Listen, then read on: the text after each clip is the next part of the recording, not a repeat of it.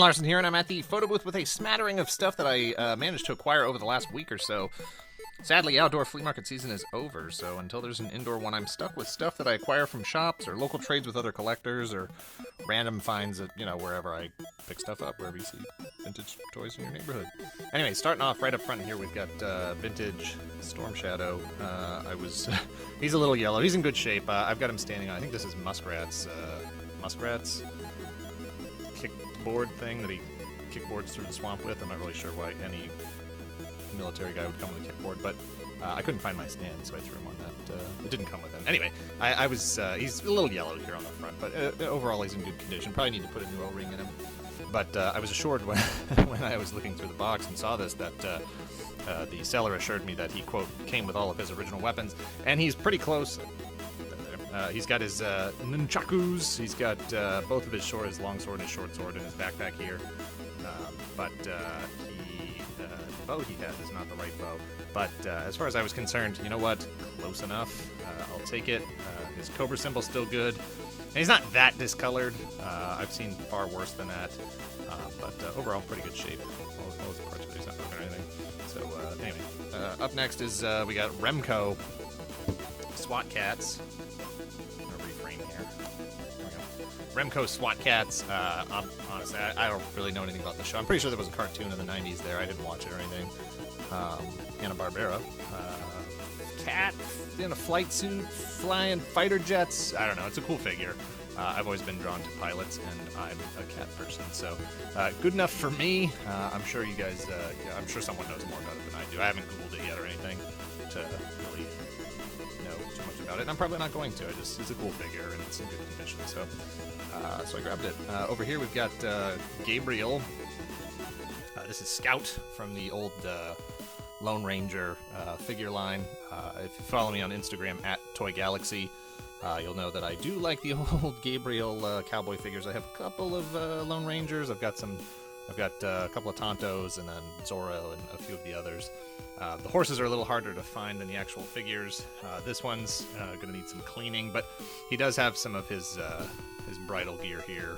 That stuff's always torn off or missing or broken, so it's nice to be able to find that. And overall, he's in good shape, and this stuff will clean up right up with Magic Eraser or something. Over here, we've got Boba Fett. Obviously, I collect Boba Fett stuff.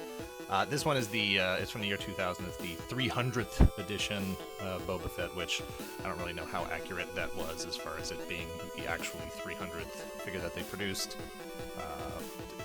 for anything. I don't know, but regardless, that's what it's called. It's from Power of the Jedi line.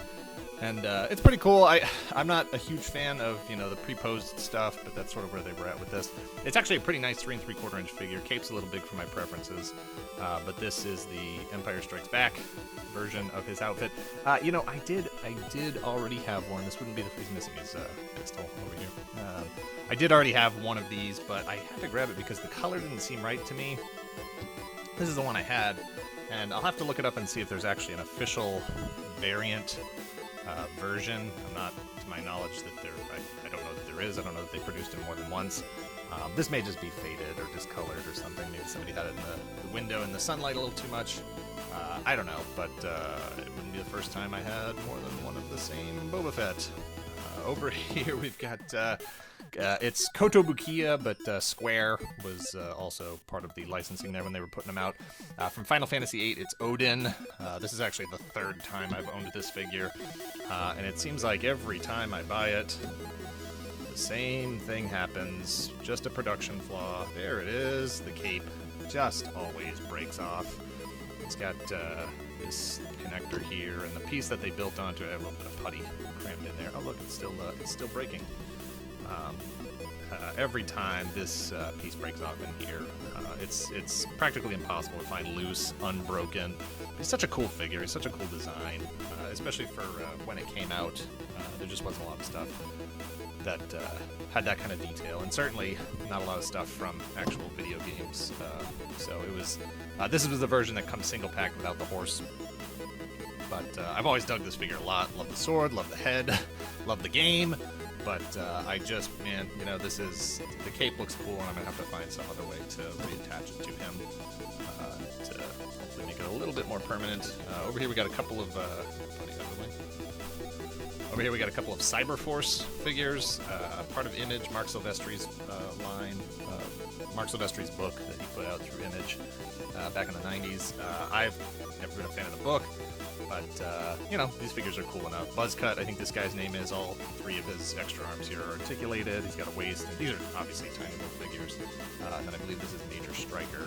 Just ridiculous concept. I don't know why you'd put 3 arms on one side of a guy, bionic arms, and not just balance them out and put one on each side. Who knows? Back here we've got the JLU Javelin. Pretty cool jet. By the way, guys. Pretty cool design. I've always liked this ship on the show, and it has landing gear, but the landing gear doesn't work so great. And it is practically impossible to get these landing gears out.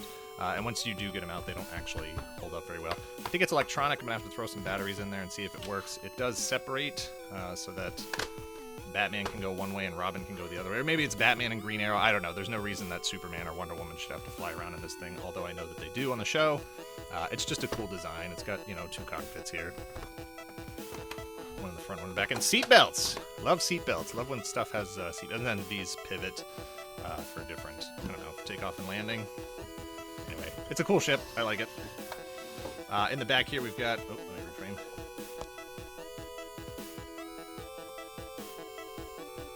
In the back, we've got Masters of the Universe puzzle. I don't collect puzzles per se, although at this point I think I have 4 or 5 different He-Man puzzles, and a couple of G.I. Joes. But, you know, the artwork's cool, as simple as it is. You got a weird... I don't know what's going on in this story here. Skeletor's attacking Man-at-Arms, who's blocking his Havoc Staff Blast with his mace.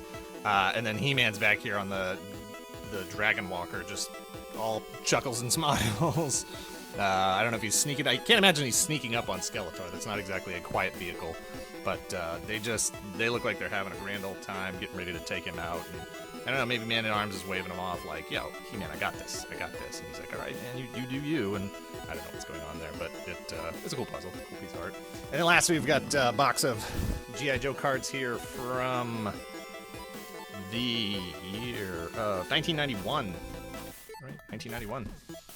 And the reason I grabbed this was I figured we could play a game here. It's still shrink wrapped. It's unopened. I'm going to open it up. I'm going to see how long it takes to get to Snake Eyes.